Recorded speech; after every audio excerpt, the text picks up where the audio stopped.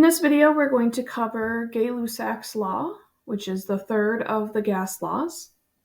Gay-Lussac's law says that the pressure P of a fixed mass of gas, which meaning the amount of gas isn't changing, is proportional to its temperature T if the volume is held constant. If we have two variables that are proportional to each other, that means that as one increases, so does the other. And likewise, if one decreases, so does the other.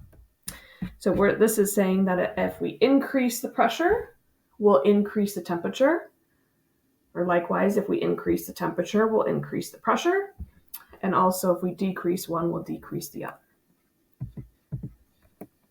So we have a proportional relationship here. So let's think about why this happens. So as temperature increases, pressure also increases.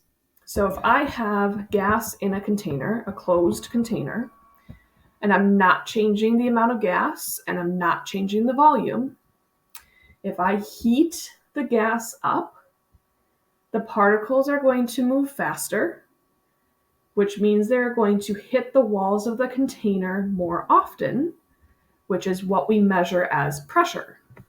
The more a gas hits the walls of the container, the higher the pressure will be. So if they're moving faster, they're going to hit the walls more, increasing the pressure.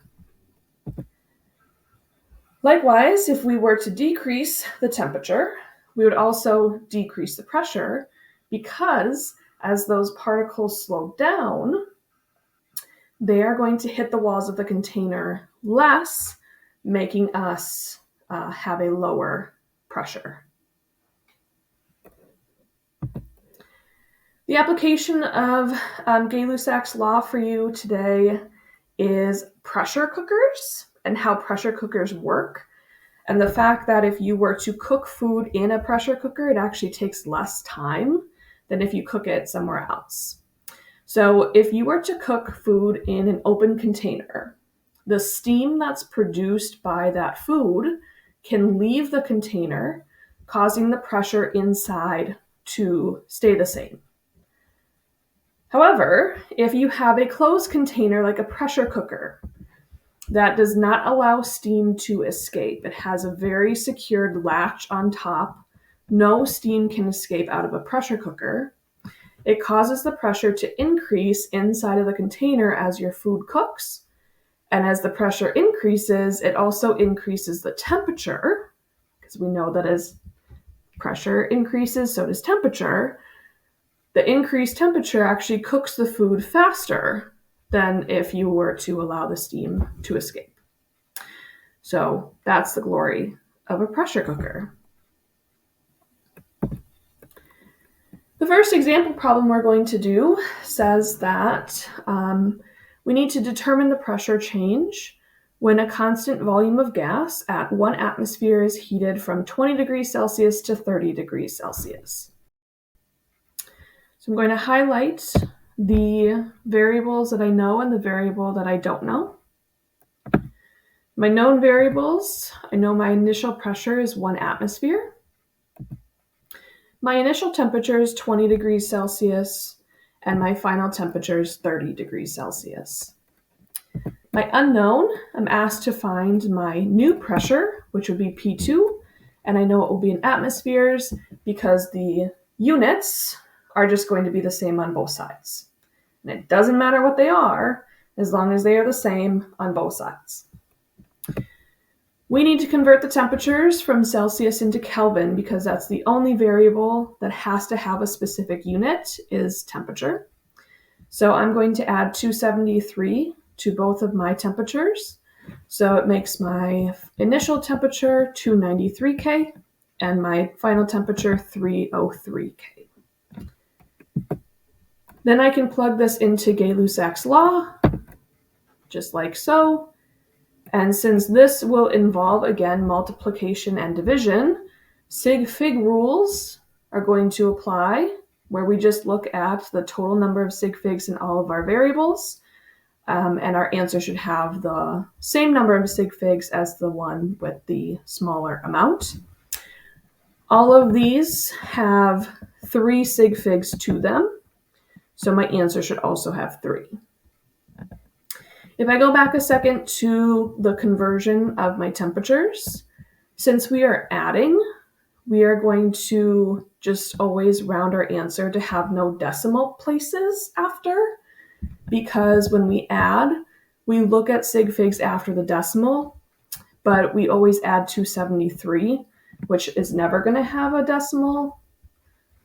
So we should always just have a temperature in Kelvin with no decimal after it. Doesn't matter what we're starting with.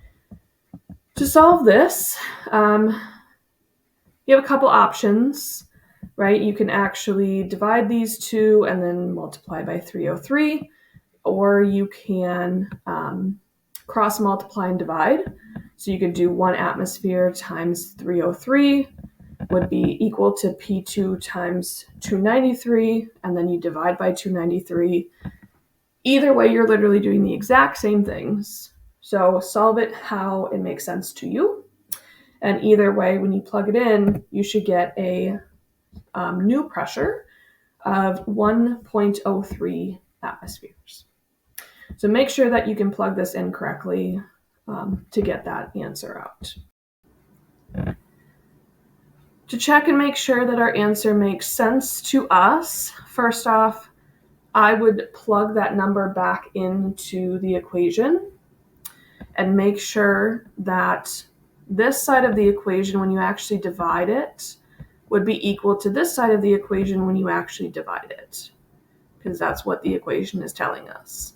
So 1 divided by 293 should be equal to 1.03 divided by 303. Another way to think about it, we said that pressure and temperature are proportional. So as one increases, so should the other. So since my temperatures are increasing, my pressure should also increase, which it looks like it is. So it logically checks out, but I would also check that it mathematically checks out as well.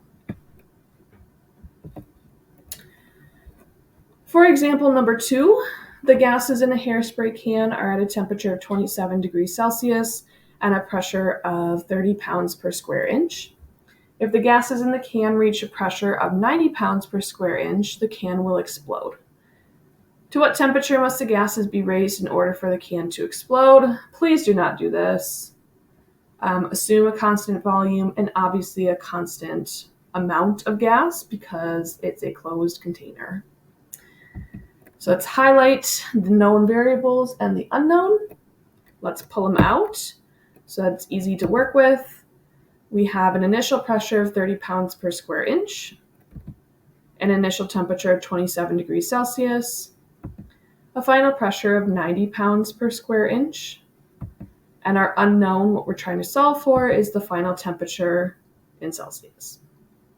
However, we know that temperatures need to be converted into Kelvin. So if I add 273 to my 27 Celsius, my temperature that I'm actually going to plug into the equation is 300 Kelvin, which means my unknown that I'm solving for will also be in Kelvin. I'm putting a decimal after the 300 because should have 3 sig figs to it. There's just no decimal after it to show that, so I'm adding a decimal for everyone to know that there's 3 sig figs. I'm going to plug my known variables into the Gay-Lussac's law, like so. I don't know why there's a period there. Ignore that. I'm going to solve this. I would encourage you to cross multiply and divide. It's just going to work the same every single time. So I would do 300 times 90 would be equal to 30 times T2. So it'd be 300 times 90 divided by 30 would get you an answer of 900K to 3 sig figs because there's 3 in all of my numbers. So you need a decimal here. Let's check and make sure that this makes logical sense. Our pressure is increasing from 30 to 90. So that means that our temperature should also be increasing which it is. It's going from 300K to 900K. So logically, it makes sense. To mathematically check that it makes sense, if you do 30 divided by 300, it should be equal to 90 divided by 900, which it is. Please pause the video here, see if you can get this question, and then hit play when you're done. So we have a container of gas is initially at 0.5 atmospheres and 25 degrees Celsius. What will be the pressure at 125 degrees Celsius? Pulling out our known variables, we know the initial pressure is 0.5 atmospheres. The initial temperature is 25 Celsius, and the final temperature is 125 Celsius. Unknown variables, we're being asked to find the final pressure, which will be in atmospheres. We need to convert temperatures into Kelvin, so hopefully you added 273 to each to get 298K for T1 and 398K for T2. You should have then plugged these numbers into Gay-Lussac's law and solve for P2. Your answer should have come out to 3 sig figs because we have 3 sig figs here, 3 here, and 3 here. For this, you should have also cross-multiplied and divided. So it'd be 0.5 times 398 would be equal to 298 times P2.